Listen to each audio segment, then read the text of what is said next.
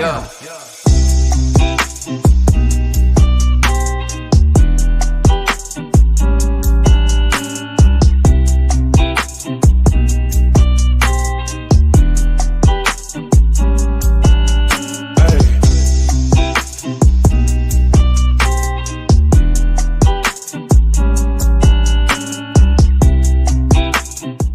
What is up, everybody? Welcome to another episode of Scotty Talks NBA.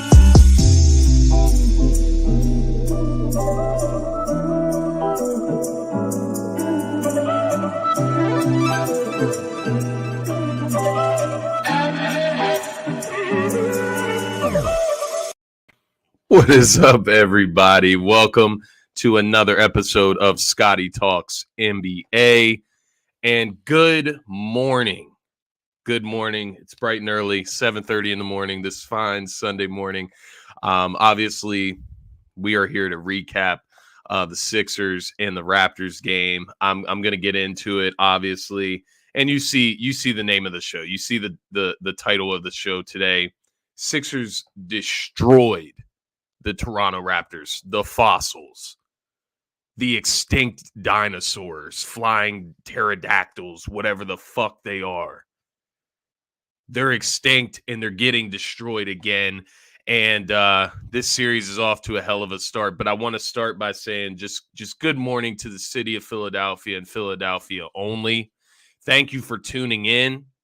Obviously, Scotty Talks NBA is presented by DSM Media. That's what this is all about. Make sure if you're not already following DSM Media on Twitter at DSM_media, hit that follow button. On TikTok at DSM Media, hit that follow button. And, of course, on IG at DSM.DoSomethingMajor, hit that follow button. And then head on over to YouTube if you don't already. That's where we're trying to grow the most. That's where you'll see a lot of our exclusive content on DSM Media. Make sure to hit the subscribe button over on YouTube for DSM Media. You'll see the logo. Type it in. But nonetheless, it's an exciting morning. I'm up bright and early. You guys are going to be seeing this at 10 a.m. But nonetheless, I should say, bringing the energy because last night was amazing. Obviously, the Sixers, as I said, destroyed the Raptors. I'm going to go through the other action in yesterday's slate of NBA playoffs. We had, an upset in Memphis with the T-Wolves. They surprised me. But aside from that, everything kind of went the script in a sense. I won't say that because the Sixers, according to national media, according to analysts, and even myself, I didn't see them coming out and just blowing them out by, 20 to 30 points. But nonetheless, here we are. So let's get into the action. We'll certainly spend enough time on the Sixers and Raptors. But I want to start with the first game of the day yesterday. And that's going to be the Utah Jazz and the Dallas Mavericks. So as you can see the score down there, Utah Jazz ended up winning this game 99-93. As you probably know, if you follow the NBA pretty closely, Luka Doncic was not available for the Dallas Mavericks yesterday. So you go into that game, I don't know what you would have predicted. I had a feeling they were going to lose that game without Luka. The hope is that Luka will be back for game 2, but there is definitely some uncertainty in the air. But I'm hoping that Luka can get back for game 2 and actually make this a series, not just give the Jazz, a walk-away series here. Talk about some of the stats from the game. Bogdanović, he really controlled the first half for the Jazz. He kind of kept them in the game because the Dallas Mavericks really started this game hot. They came out strong, and they were able to stay in it for most of the game, even without Luka Doncic, which was pretty impressive. But Bogdanović kept the Jazz afloat in the first half with 26 points, 5 rebounds, 4 assists. He was 11 for 20 from the field. Now, I'm sorry, I don't mean to confuse him. Those stats weren't all in the first half. He was just the one that righted the ship in the first half for the Jazz. And the reason I bring that up is because you had a guy in Donovan Mitchell, who's your star in Utah, only had 2 points in the first half, finishes the game. He has a strong second half. He closes out the game and ends up getting Utah the lead. Donovan Mitchell finishes with 32 points, 6 assists, 6 rebounds. And as I mentioned, 30 points in the second half. So you talk about clutch, talking about putting the work in when it matters. And Donovan Mitchell certainly did that. We also had Spencer Dinwiddie, who honestly filled in nicely. It's a nice addition that they have in Dallas. Looks a lot better when Luka's out there, but it's good to have him when Luka's out in these situations. They're still going to need more, man, if Luka's not healthy. But 22 points, 8 assists, 4 rebounds for Spencer Dinwiddie. Didn't shoot the greatest, 6 for 15 from the field. And then Jalen Brunson, Villanova's very own. So all my Philly people, you definitely know Jalen Brunson. 24.7 rebounds, 5 assists. Solid game for him. Not the best shooting night, 9 for 24. But he's got a lot of attention on him without Luka. That, it really just shows how much easier Luka makes these other guys' lives. Jalen Brunson, 9 for 24. That's not a normal stat line for him. He's a very efficient player. He operates in the mid-range. He's very smart. But when you're forced to step out of your role, you're forced to step out of character. And they're going to need Luka Doncic back ASAP. Neither team shot the ball well. 9 for 32 from the three-point line for Dallas. 7 for 22 from the three-point line for Utah. What I will say about that, barring Luka coming back, it's going to be hard for Dallas to generate open looks from three. It's as simple as that. They need somebody who can penetrate in the paint, which Jalen Brunson can do to an extent. But as we can see, there's going to be a lot of attention on him. The Jazz, I don't see them shooting 7 for 22 from the three-point line again. So it actually worries me even more for Dallas. Hopefully Luka is back in game 2 for Dallas to have any chance. I do have the Jazz in 6 at this point. Now, with that being said, that was like my original prediction. So I knew Luka was unhealthy. Even if he plays, he's not going to be 100%. I had the Jazz in 6 in this one. I'm kind of leaning 5 the way things are looking. If Luka misses game 2, they lose game 2, both at home. You could even see a sweep potentially. So definitely something to keep your eye on, the Luka situation. And, if the Jazz are gifted this, that's not a bad thing for the Jazz. At the end of the day, you got to go through tough matchups, sure, but why not get a nice, easy into the playoffs, right? Get your feet under you and get into the second round, and then you just go from there. So it's gonna be fun to watch and keep an eye on, but definitely interesting without Luka being healthy there. The next game, I mean, this game was pretty entertaining. You talk about two young squads that are just ready to go at it. And, the Timberwolves, they got a little bit of experience under them. And, you got some guys mixed in there with Memphis as well. So when I say young guys, I'm focusing on the two stars of this game. And the two stars I'm speaking on are Anthony Edwards, or you could call him Ant. He's earned that. And John Morant. So two guys that are both under the age of 22, which we'll talk a little bit about the feats that were accomplished yesterday as a whole by the NBA and some of these young guys. But Timberwolves come out on top in this one, 130 to 117. I did not see this coming out of the gate. Now, don't get it twisted. I'll tell you straight up right now. I had the Grizzlies in 7 from the jump. So I knew that Minnesota is going to give them a little bit of a test. But nonetheless, I did not see them coming out, blowing the doors off the Grizzlies in the first game. It was, don't take that the wrong way. I know it was a 13-point victory, but just kind of hit the Grizzlies in the mouth. And this entire season, the Memphis Grizzlies have been the team that hits the other team in the mouth, where you come in, you kind of just don't expect this young team to be to have that type of mindset, to be that focused, that locked in, that hungry. And, they've been punching teams in the mouth all season, and it looks like it was totally in reverse yesterday. Timberwolves had control of this game, and Edwards looked like the best player on the court most of the game. And you talk about it. I texted my guy, Zach Noble from Ball His Life, because he's a big Minnesota fan. We do like the daily wagers. So like we just go down the list of NBA games and we send our picks to each other, and we just go back and forth like that. And so I was texting him yesterday, and I was just like, bro, he asked me if I wanted to put more money up on that game. And I was like, nah, because I had Memphis. I had them to cover. I think it was like 5.5 points.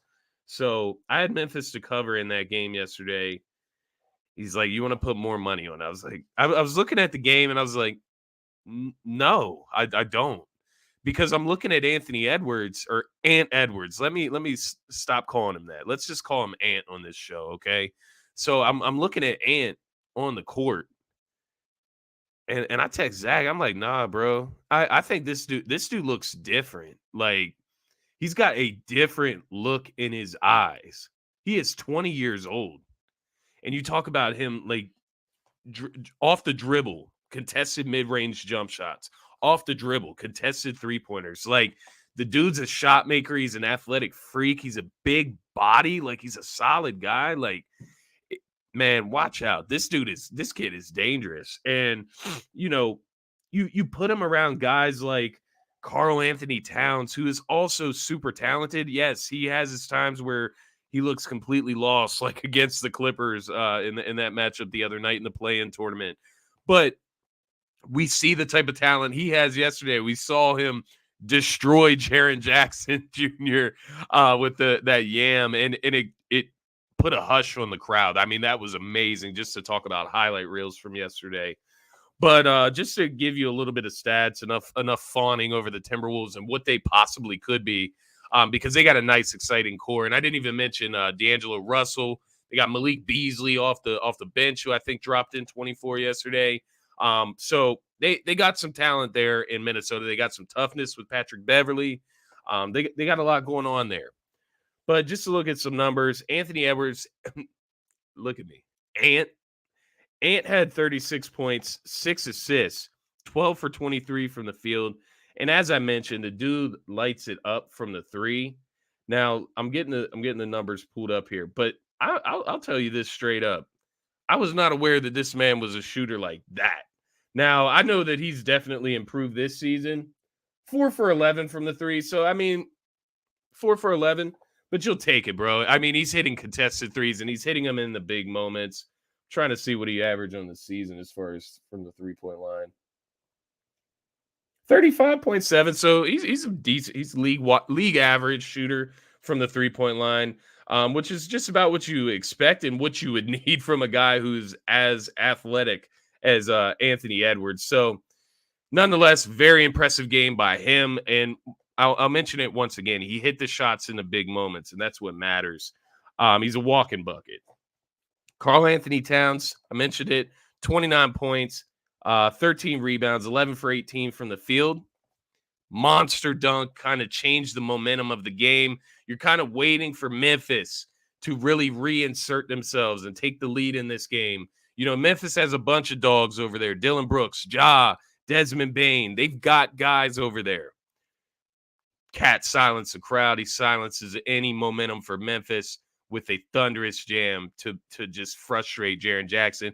Jaren Jackson gets frustrated, pushes it was a Jaden McDaniel. I don't remember exactly who he pushed. Gets a technical foul on top of getting dunked on. So it turned into a situation, and that kind of changed the tide of the game in a sense for me, just as far as Minnesota's confidence level. Like, nah, we 7 seed, but nah, bro. Y'all are young. Like, they're calling Minnesota young. They're asking Anthony Edwards. They're asking Ant, what's it feel like going into your first playoffs? You know, what's the pressure feel like being so young? And all he has to say is look over on the other side. They're just as young. And it's true. They're the 2 seed. They've had a hell of a season. But why should Minnesota be scared of this team, this young, inexperienced team? So to follow up, on the Memphis side, Ja Morant, 32 points, 8 assists, 4 rebounds. Had a great game, and they still lost by double digits. Ja Morant, welcome back. And then Dylan Brooks, 24 points, 3 for 4 from the 3-point line. Dylan Brooks, he's a guy that he's a dog. We know what he brings. He plays stiff defense. But, you know, we look at the difference in 3-point shooting as a whole for these two teams. I think that was the story of the game as well. Minnesota 16 from 41 from 3-point line, and then Memphis is 7 for 27 from the 3-point line. I think that was the story there. The one thing I'll say about this game, was that real or fake? Looking at this matchup, I picked Grizzlies in 7. I don't think Minnesota has any reason to be scared of the Grizzlies. With that being said, was that a real or fake game 1 for the Minnesota Timberwolves? And was that a real or fake game 1 for the Memphis Grizzlies?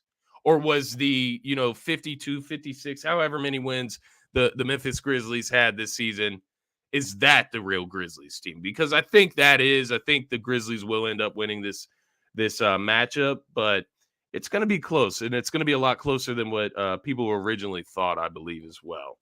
So ultimately, I think Memphis will shoot better, and that could change the tide a bit. But talk about a big, huge W for Minnesota in Game 1, and that's how you change the tide of a series where you're certainly not favored.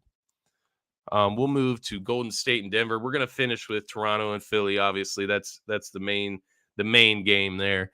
But we got Golden State and Denver. This one wasn't very close. I didn't watch too much of this one, so I'm going to gloss over it. I'm not going to, put too much of my opinion on it. But just looking at the numbers, as Jokic fans love to do, that's what we're going to do here. So we had Golden State beating the Denver Nuggets 123-107. Wasn't particularly close in just from what I was watching from afar throughout the game. Jordan Poole, this kid is special. I talked about, the feats of kids under 22. There was four players yesterday, and we'll get to Maxey, obviously, but 4 players under the age of 22 with 30-plus points. Those being Maxey with 38, Jordan Poole with 30, and with 36, and then Ja with 32. So you talk about the young talent in the NBA, but Jordan Poole is who I want to focus on right now. I'm not even going to call him the new Steph. I know everybody's calling him, Steph's predecessor, Steph's next replacement, even, which is wild to say ever. But he's not the new Steph. He's his own player, man. He's fire, and I get it. He shoots the ball very well from 3. But you talk about quickness, speed, first step, getting to the rim. This man is one of the quickest players in the NBA, and he has one of the quickest triggers. So Jordan Poole, he's going to be fun to watch throughout these playoffs, especially as Steph Curry starts to get reintegrated with the team. Only played 22 minutes last night. Steph Curry's a guy that plays 30-plus minutes, but they're still trying to get him back in the mix of the game. So it's going to be interesting to see, but let's look at the numbers. Jordan Poole, 30 points, 9 for 13 from the field, 5 for 7 from 3-point. Talk about efficient. 4 total shots missed, 2 from 3. Clay, 19 points, 7 for 15 from the field, 5 for 10 from the 3-point line. Steph had 16 points, 3 for 6 from the 3, 22 minutes played. Jokic, 25 points, 10 rebounds, 6 assists, 12 for 25 from the field. Will Barton, 24 points, 6 rebounds, 5 assists. So, obviously, I think the numbers speak for themselves. Anytime, this is what Denver has been dealing with all season. And to be fair to Nikola Jokic, when your second best player, your second best scorer on the team is Will Barton, good luck against the Golden State Warriors, right?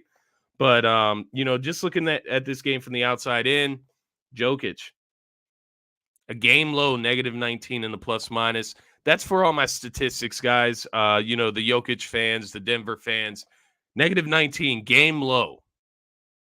That's not an MVP performance. And, you talk about one of the worst defensive performances maybe ever by a player of that caliber. I tuned into the game for maybe 5 minutes, and I watched this guy get blown by about 3 or 4 times. One or two of them being by Klay Thompson, who's coming off a torn Achilles, torn ACL. And mind you, he's a guard. I get it. Klay's a guard. He's quicker than Jokic. He's not doing that to Embiid. That's a whole other convo. We'll get there, though. We'll get there. I'll give it time. But, the other thing that I'll say with this game, and we'll kind of just leave it at that. I said I was going to gloss over it in a minute. Steph, there's no hurry to, force Steph back onto the court, for 35-plus minutes. There's no rush to do that, because you have Jordan Poole, who is balling. He's playing lights out. So take your time with Steph. I think 22 minutes, he did his thing, 16 points, 3 for 6 from the 3. Use him as you can in this series, because I think you can win it without him in a sense. But it's going to be interesting to see how Jokic bounces back. Do they just simply not have enough firepower? That may be the case, and it probably is. But as an MVP, back-to-back, you got to put up a fight. You can't be a -19. You can't be game low for your team for the entire game. That can't happen if you're Jokic. You talk about a back-to-back MVP who's potentially going to get bounced in the first round back-to-back seasons during those MVP stretches. So what does that really say?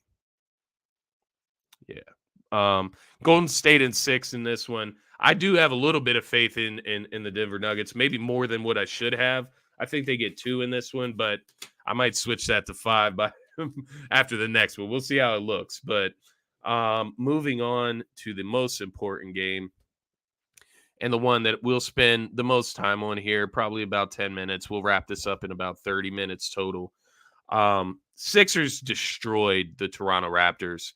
And I'm using that verbiage for a reason, because they needed to do that. They needed to demoralize Toronto, show them there's levels to this game of basketball that we're playing here on this court.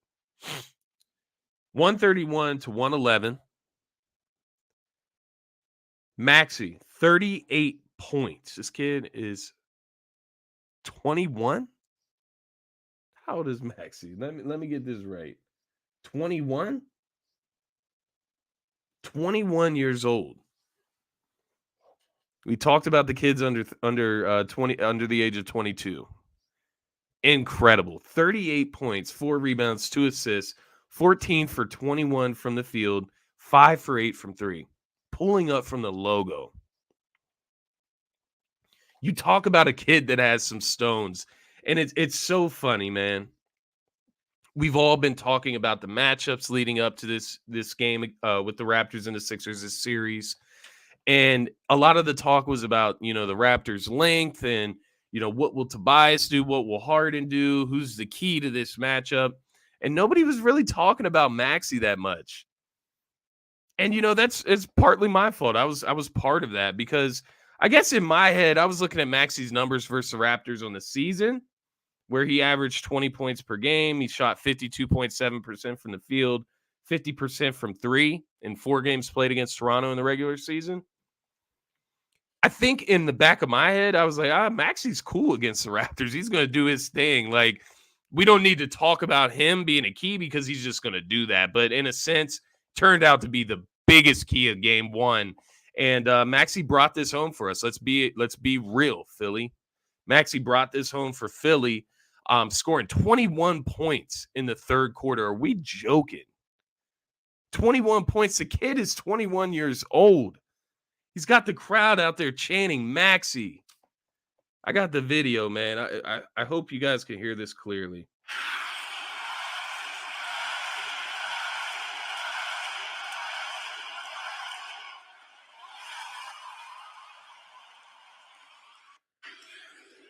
Yo. The Wells Fargo Center was rocking, obviously. The crowd was getting involved, but this kid is infectious. His energy is infectious. He plays he just has fun. He has fun out there. And that's the best part about Tyrese Maxey. And you just love to see him prosper in the way that he is. But 38 points in 38 minutes, 14 for 21 from the field, 5 for 8 from the 3. This kid is growing right before our eyes. And I got a question for you in the comments. I got 2 questions. I got 2 questions for you guys. If you want to answer in the comments, get engaged here. Let me know how you're feeling. Should Tyrese Maxey be the second option on this team behind Joel Embiid? And I'm honestly curious what you think. I'm not proposing it per se. Wasn't even my idea. Saw it on Twitter. Credit to whoever tweeted it. Should Tyrese Maxey be the second option on the Philadelphia 76ers as soon as this postseason? It's a conversation that we may have to have. It may be time. It may be now. I might have to get some of my comrades from DSM on my next Scotty Talks to talk about this, because I think there's a strong possibility that that's the case. Love James Harden and what he's doing, but he's prospering as a facilitator. Let's be real. Tyrese Maxey might be that second option. Let me know what you think in the comments. The other question I wanted to throw to you guys, once again, let me know in the comments what you think. 4 players under the age of 22 with 30-plus points. You had Maxey, you had Poole, you had Ant, you had Ja. My question to y'all, I want to talk about Poole versus Maxey, because those are the 2 that I think are a little bit more comparable, whereas Ja and Ant, they're a little bit more comparable in my eyes. You look at Tyrese Maxey and Jordan Poole. Who do you think ends up with the better career out of those 2? because you talk about lightning, electric scores. Young guys, man. Check them out. Check them out. Let me know what you think in the comments, though. I would love to know who ends up with the better career, Jordan Poole or Tyrese Maxey, because it's an interesting conversation, and I'm not sure who I would pick, honestly. I think bias. Let me put my blinders on. Yeah, I'm going Tyrese Maxey in that one, but it's a lot harder than what that sounds. I mentioned James Harden, the facilitator, right? I don't think his game is getting talked about enough. 14 assists in this game, one turnover. One turnover to 14 assists. That's 14-1 assist to turnover ratio in that game. That's ridiculous. That's a maestro. You talk about the Sixers only had 3 turnovers in the entire game. Masterclass by James Harden, by the Sixers. Hey, let me throw some credit to Doc Rivers, yo. Really quick, and I'll get back to Harden. Doc Rivers coached his ass off yesterday. And it's not saying a lot, really, because he's supposed to be a Hall of Fame coach. He's won an NBA championship. He's supposed to do these things. He coached excellently yesterday. Like, he was excellent. You talk about times where Raptors were making a push to get back in the game. Timeout. Timely timeouts. Those matter in the playoffs. It matters. Momentum matters. Making the right subs. Making them at the right times. You had Joel Embiid start the fourth quarter against the Raptors. Love to see that. Paul Reed is the backup center. Love to see that. You need that. Man, I loved what I saw from Doc Rivers yesterday. But to get back to James Harden, I simply don't think he's getting enough credit after that game. And yes, it's 22 points, 14 assists, 5 rebounds. He didn't shoot great from the field. 6 for 17 from the field. I get it. But give him credit where it's due, because you're calling him washed. I'm sorry, but 22, 14, and 5 with 1 turnover is not washed. Shooting 4 for 7 from the three-point line is not washed. There was a stretch during the game where James Harden, he was responsible for 8 points as the Raptors cut the lead down to 11 from 24. They cut it down to 11. James Harden hits a step-back 3 on Precious. Then the next drive, he drives down the lane and finishes through contact at the rim. Then the next one, he does an amazing, make it make sense to me how he sees it, the vision. He's got to be a top 3 passer in the league. Like, my goodness.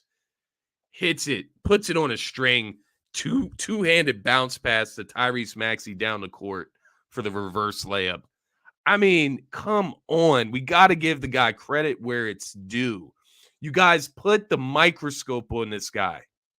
I get it. He's a superstar. That's what we do. But you also give credit where it's due. That was a masterclass by James Harden. He did exactly what the Sixers needed. Tobias Harris. I'm telling you. Oh, my God, I'm telling you. This man, but he does this. I know that. And I'm not like going to get ahead of myself here, but all I'm going to say is if Tobias can play like that, the Sixers can win the championship. I swear to God, on everything, I believe that. If Tobias can play like that, and I don't mean having 26 points, 6 assists, 6 rebounds, 9 for 14 from the field every night, 3 out of 5 threes. I don't mean that. I mean playing with quick decisions, determination, playing strong, finishing at the rim, finishing through contact, and just playing like a dog, playing smart basketball, efficient basketball. If Tobias can play like that throughout the playoffs, this team is dangerous, and they can make it to the finals. They can win the championship. You talk about Maxey and Tobias in this game. 38 points from Maxey, 26 from Tobias. Oh, and then they have James Harden and Joel Embiid. So, I mean, we talk about it. if Tobias can do this, if he can play like this, I'm talking anywhere from 17 to 25 points a game. Anywhere from 17 to 25 a game. Do your thing with the 6 rebounds. He can help out on the boards. Obviously, that's something that the Sixers have struggled against the Raptors this season is rebounding. 17 to 25 points, man. That's all we ask. And that's a wide range. It's a wide range because he can do that, but we also have other options. Embiid in this game. 19 points, 15 rebounds, 4 assists, 1 block, 0 turnovers. And I said it earlier, only 3 turnovers for the Sixers as a team. 0 turnovers for Joel Embiid. He even said it after the game. He thinks this might be his first game that he's ever played against Toronto where he had 0 turnovers. Every time we've seen Embiid play against Toronto, they throw something crazy at him, whether it's a triple team. And, he's never been this good passing out of double and triple teams. He's never been this good. And now you're seeing Toronto, they're panicking. That was a demoralizing loss yesterday because Joel Embiid, we didn't even bring, we still got Joel Embiid scoring champion version in our pocket. Like we can use that. We can pull that card for like 2 to 3 games in this series. Joel Embiid masterclass scoring champion. That's the card I'm pulling the rest of the series. That's going to get us the rest of the 4 wins. We need to move on. And honestly, I'll say it. I think he played borderline perfect. I think that's the Embiid. Maybe a little more points, a little bit better shooting. He was 5 for 15 from the field. A little bit better shooting.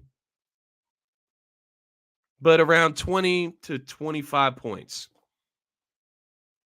I think that there's a world where that is the perfect game from Embiid in order for the Sixers to be the best team possible. I think that's a thing. And I look at this, 19 points, 15 rebounds, 4 assists, 1 block, 0 turnover, just doing what the team needs. Filling in with where they need him to. He needed to hit the boards. He hit the boards. He got 15 of them. They needed him to protect the paint. He protected the paint. He was all over the place yesterday. And I talked about the look in your eyes. I talked about that special look in Ant's eyes in that Minnesota and Memphis game. That same look is in Embiid's eyes. He's locked in. And he knows nobody on that Toronto team can hold him. Nobody. Worst case scenario, we'll go to Embiid. If y'all triple team him, you saw what happened yesterday. The other thing I wanted to mention about this game, and we're kind of wrapping up here, but Danny Green 0 for 5 from 3. The only bucket for Danny Green was a offensive rebound putback. So you talk about Danny Green, who had a ton of open looks yesterday. He had 5 open 3-point looks. He missed them all. That's not going to happen. That's simply not going to happen. George Niang wasn't required to come in and hit like 4 threes. One of those games can happen. Shake Milton came in. He played well. He can have a game. We still got options. We still got room in this series to grow. And I think that should be the scariest part for Toronto, which is, why they're panicking.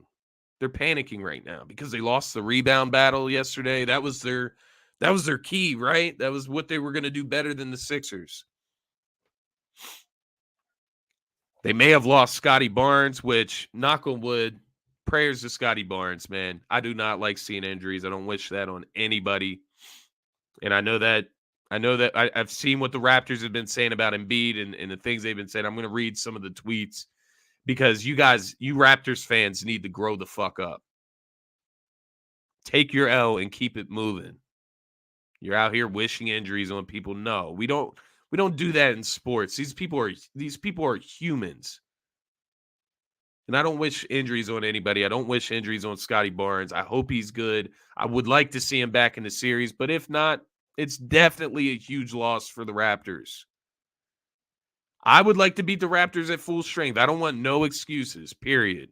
because Nick Nurse is already trying to generate them.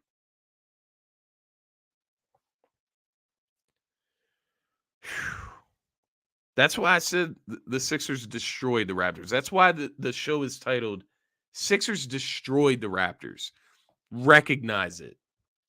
You're talking about, oh, Embiid's throwing an elbow, doing this, doing that.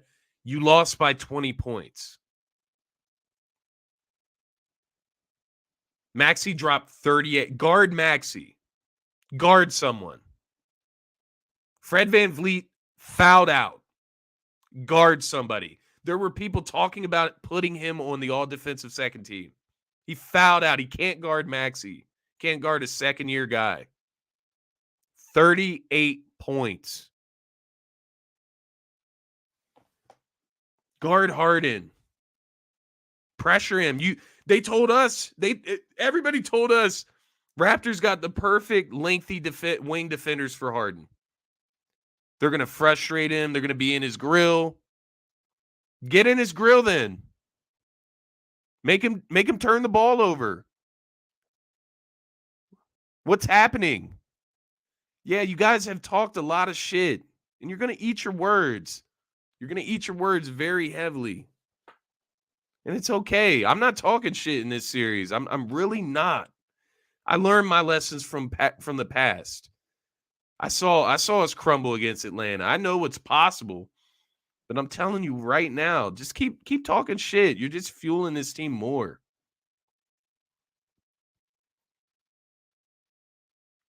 Raptors, man. Raptors fans are wild.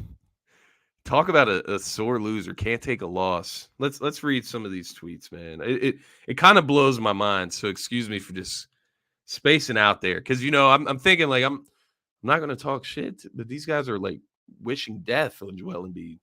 Death threats. I am going to talk shit. The Raptors are fucking basic. Fossils. That's my man D Concepts on TikTok says. Fossil fuels. Extinct. What are we doing here? What I saw yesterday was an elevated level of play from the Sixers. Playoff basketball. There's levels to this game. James Harden went up a level. Embiid went up a level. Maxey went up a level. Tobias went up a level. Even Doc Rivers went up a level yesterday. We need to see it consistently. But what I saw is when the Sixers are engaged, when they play with energy, they're simply better than the Raptors by a mile. Simply better than the Raptors by a mile. Raptors have some great players over there. Some great pieces. Pascal Siakam, he's a good player. Pascal Siakam, I don't think you can win a championship with him as your number one. I don't think you can get close. I think he's a number two. Maybe he can prove me wrong. We'll see. Looked like a number two yesterday, maybe even a number three. Gary Trent Jr., he's a guy who can get hot. Fred VanVleet, a guy who can get hot. Scotty Barnes, athletic, wing, great. OG, athletic wing, good defender, great. But who's going to get you a bucket? I thought Siakam was that guy. Tobias strapped him, frustrated him. So that's what I'm saying here. When it gets down to who's got the bag, who's got the bag in this series? You talk about depth for the Raptors. Who's got the deeper bag in this series? And I think it's the Philadelphia 76ers. Raptors, they're basic. They're a basic playoff team. They're just a good team. They're just a good team, solid. But they're basic, man. Just like their fans, basic-ass fans. Which y'all just woke up in the playoffs and now you upset? You ain't watched the whole season? Because if you watched the whole season, you would have known that an L was coming. But now it's going to hurt. It's going to hurt each time. Because each time y'all talk some more, you're digging a deeper hole. It's going to hurt more each time. But Let me just read some of these lovely Raptors fans' tweets. So we got Rishi_Sahadio, whose caption of their name, their name tag is Embiid ACL tear soon. I pray Embiid gets in a fucking car accident and dies. Piece of shit smacks Keem in the face, injured Thad, smacks Scotty in the face, then injures Scotty. Fuck Embiid.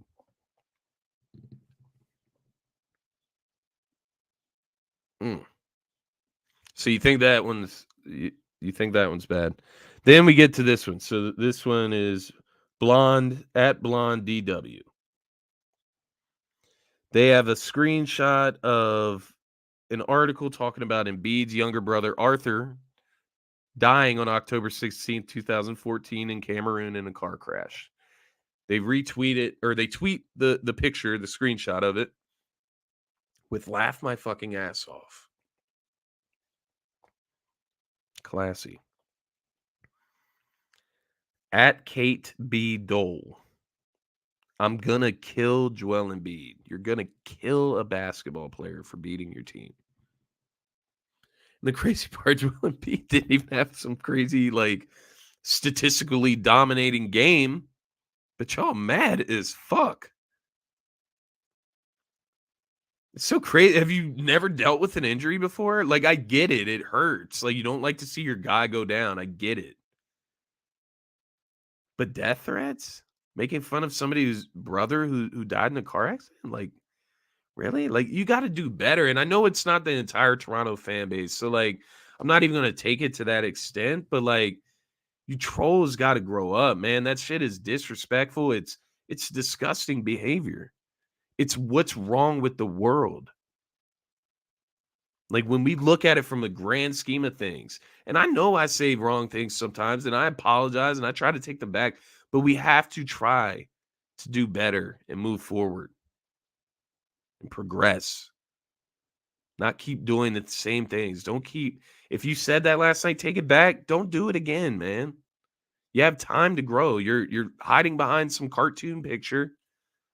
Somebody that's not you anyways. You have time to grow. Stop saying that shit. Stop putting that negative energy, that disgusting energy out into the world. Because karma is a bitch. Prayers up for Scotty Barnes. Joel Embiid stepped on his foot. I'm sorry. Joel Embiid's driving to the lane. Feet get stepped on. Joel Embiid's ankle could have easily twisted the other way. It could have been him. He got lucky. That was it. Scotty Barnes got unlucky. Prayers up to Scotty Barnes. I hope to see him back soon, man. It's not that deep, honestly. I got the I got the Sixers in 6 still. We'll see, because I'm thinking 5. I think the Raptors will get at least 1 in Toronto. We'll see how Monday goes. If the Sixers come out and do this again, like some double-digit victory, yeah, I think Sixers in 5. But I'm going to stick with Sixers in 6. I'm going to stay authentic from the jump. I'm not going to, get too high, get too low. Stay with what we predicted. We predicted it for a reason. There's going to be ups and downs of this series. Tides can change. Momentum can change. I get that. Raptors are a solid team. They got a good coach. They do have that. They do have a good coach. But I also think he's getting a little, out of character himself. So just follow up with just some comments from Nick Nurse, and we'll kind of let the show end here. Nick Nurse wanted more calls against Joel Embiid. This is from Tim Botamps. Nick Nurse wanted more calls against Joel Embiid, thought there were several plays where they beat Embiid to the spot, and they didn't get calls. He also said he thought Embiid had 3 or 4 elbows to the face and that only one was called. Like, are y'all for real? Just take the L and keep moving. Focus on Monday. Complain about calls, man. Politicking with the referees. Come on. Embiid didn't even go to the free throw line like that. He didn't even have the points like that. Like, what are we talking about? So many calls in that game that just there's bad calls all over the floor. What are we talking about? We can't blame the referees, man. You took the L by 20. Max, he had 38.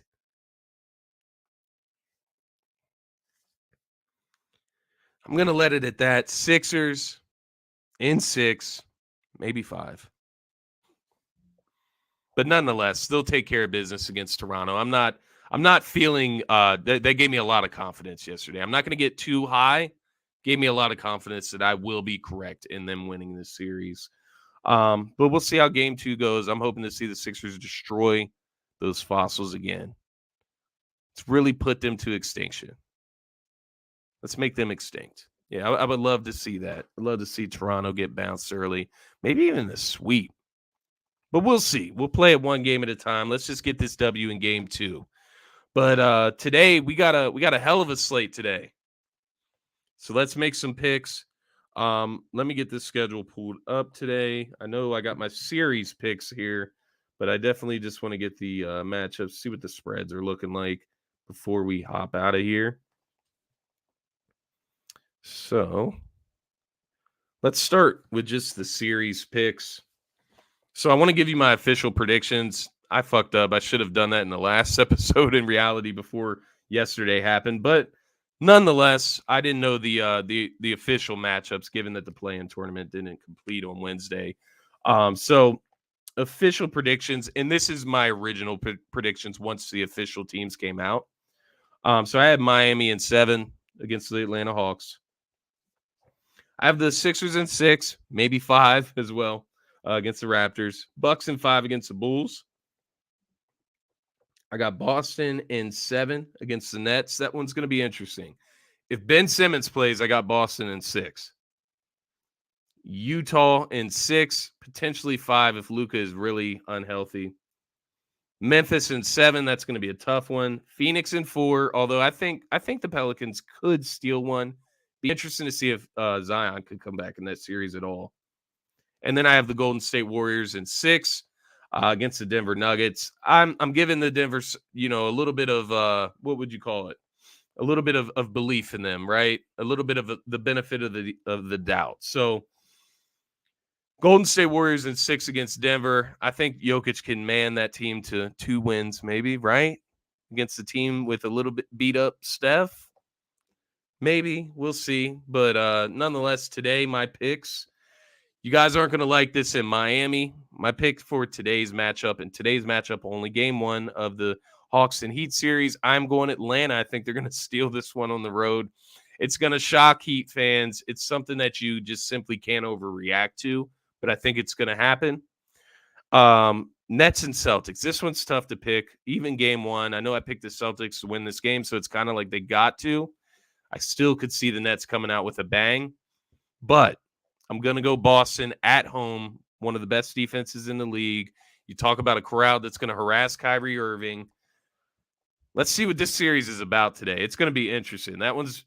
It's probably the closest series in the first round for me. Next one, we got Bulls and Bucks. I obviously got the Bucks winning this game. They're going to take care of business at home. Just not a big fan of the Bulls this year. They haven't beat anybody of quality. And then finally, we end the night with the Suns and the Pelicans. And I'm going to go the Phoenix Suns in this game as well. I think that's another one where they're at home. They're going to take care of business. It's their first game in the playoffs. They're going to come out with a punch if you're Phoenix. But New Orleans, man, they got a team of dogs. They're underdogs as well. And it'll be interesting to see if they can just at least get one win. Nonetheless, it's great playoff experience for that roster. But guys, that is all I got for you today. Said 30 minutes. I went 19 minutes over that because I can't help myself when it comes to this NBA content. But hey, I'll end the show here. Make sure you're following DSM Media at DSM_media on Twitter. Make sure you're following DSM Media on TikTok at DSM Media and on Instagram at DSM.DoSomethingMajor. Also, make sure you head over to the YouTube channel. You can find it in the link tree on any one of those social media platforms. But also you can just go to YouTube, type in DSM Media, look for the logo right here, up here in the top right of my corner. At least it's my top right. Excuse me if it's not for you. I'm sorry. Make sure you subscribe to DSM Media on YouTube. That's what's most important to us right now. And we got a lot of exclusive content coming out there in the very near future for Phillies baseball, Sixers playoffs. So definitely head over there, subscribe, and make sure you're getting engaged in the comments. That's what this is all about, getting engaged with not only the Philly community, the entire NBA community, and then for DSM Media, the entire sports community. So make sure you're engaging with each and every show, letting us know how you feel, and tell us what we're doing. Tell us if we're good. Tell us if we're bad. Tell us what we need to improve on. The feedback is crucial, and we definitely appreciate it. But nonetheless, everybody, enjoy your beautiful Sunday. We got a full slate of NBA basketball. I'm about to cook out. Happy Easter, everyone. I didn't even talk about that. It's Easter Sunday. I'm so excited for the Sixers. But happy Easter to those who celebrate. Have a great rest of your Sunday. Go Sixers. Destroy the fucking Raptors. They suck. They're basic. And this shit is over. End this shit before it even begins. That's going to be it for this episode of Scotty Talks. Make sure you're following me at Scotty Drown on all social media platforms. For myself, for DSM Media. Peace. Go Sixers. Sixers in 6, motherfucker.